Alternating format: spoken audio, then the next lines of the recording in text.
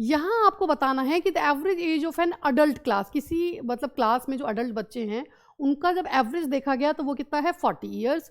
12 new students with average age of 32 years join the class. 12 नए students ने join किया है जिनकी एवरेज कितनी है 32, यानी कि इनका सम अप कितना होगा, तो 12 टू 24 एंड 36, ये हो गया आपका 384। तो 384 जो है इनका जो है सम अप है इन 12 न्यू स्टूडेंट्स के एज का अगर हम देखें तो, thereby decreasing the average by 4। अब ये जो 12 न्यू स्टूडेंट्स आते हैं ना, इसकी वजह से क्या होता है कि 4 साल इनकी एवरेज घट जाती है। जो एवरेज 40 थी वो अब कितनी हो गई 36 हो गई। 4 घटने का मतलब यही है ना कि न्यू जो आपकी जो एवरेज आई है वो क्या है, वो है आपकी 40 माइनस 4 यानी कि 36। तो आपसे पूछा है original strength of the class was, कि ओरिजिनल स्ट्रेंथ क्या रही होगी। तो जब भी आपसे जो पूछे ना उसी को मान लेते हैं x। हम मान लेते हैं ओरिजिनल जो स्ट्रेंथ थी वो कितनी थी x।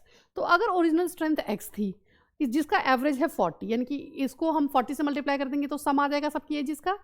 अब नया क्या हुआ, 12 जो स्टूडेंट्स आए हैं और उनकी एवरेज क्या है 32 ईयर्स, उसको मल्टीप्लाई करके इसमें जोड़ देंगे तो हमें क्या पता लग जाएगा, नई एवरेज जो कि कितनी है 36, और मल्टीप्लाई में क्या करेंगे जितने स्टूडेंट्स हैं, स्टूडेंट्स कितने हैं, पुराने को हमने माना x, जो पुराने यानी कि जो ओरिजिनल स्ट्रेंथ थी वो है x, और इसमें प्लस हो गया है 12। ठीक है, तो इससे अगर आप इसे मल्टीप्लाई कर देंगे तो आपको पता लग जाएगा इसकी अब जो है स्टूडेंट्स उनका सम अप कितना आ रहा है। तो चलिए सॉल्व करते हैं। 40 into x 40x, 12 into 32 384, okay. 36 into x होगा 36x, प्लस में 36 इंटू 12 कितना आएगा, ये आएगा आपका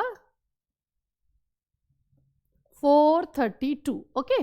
अब 432 में से जब आप 384 को माइनस करेंगे और 40x में से जब आप 36x को माइनस करेंगे तो क्या आएगा, इसमें से इसको माइनस करेंगे आएगा 4x, और 432 में से जब आप 384 को माइनस करेंगे तो क्या आएगा, आएगा आपका 48। तो x इक्वल टू क्या आया 48, ये जो 4 मल्टीप्लाई में यहाँ आ जाएगा डिवाइड में, जिससे पता चलता है ये है 12।